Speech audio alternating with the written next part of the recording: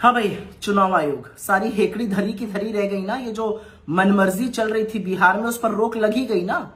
इस देश के उच्चतम न्यायालय सुप्रीम कोर्ट ऑफ इंडिया ने आज चुनाव आयोग को निर्देशित किया है कि जो 65 लाख लोगों का नाम बिहार की वोटर लिस्ट से काटा गया था, उनको अपनी वेबसाइट पर पब्लिश किया जाए।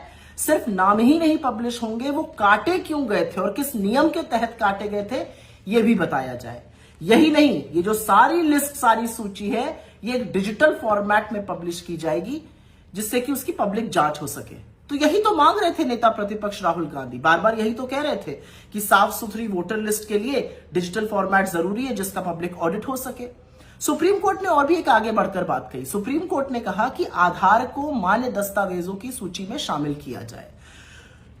ये जो चुनाव आयोग है, ये बड़े दम्भ और अहंकार में भरकर इसी सुप्रीम कोर्ट के सामने कह चुका है और कह रहा था लगातार कि ना तो हम नाम सार्वजनिक करेंगे और ना ये बताएंगे कि किस नियम के तहत वो नाम काटे गए।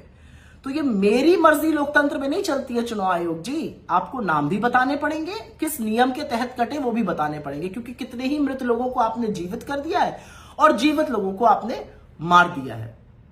असलियत यह है कि ये उन सब लोगों की जीत है जो लगातार चुनाव आयोग की इस धांधली के खिलाफ, इस मिली भगत के खिलाफ बोल रहे थे। और सबसे बड़ी जीत ये नेता प्रतिपक्ष राहुल गांधी की है, जो बड़े तौर पर इस चुनाव धांधली को लेकर लोगों को सजग कर रहे हैं, सबूतों के साथ चुनाव आयोग को घेर रहे हैं और आपके वोट की ये लड़ाई लड़ रहे हैं। ये राहुल गांधी की लड़ाई नहीं है, ना ये बीजेपी वर्सेस कांग्रेस की लड़ाई है, या ना ये विपक्ष वर्सेस सत्ता पक्ष की लड़ाई है। ये लड़ाई आपकी है, ये आपके उस हक की है जो आपको एक नागरिक के तौर पे सबसे ज्यादा ताकत देता है, और वो हक है वोट का अधिकार, सत्ता की चाबी जिससे आपके हाथ में रहती है।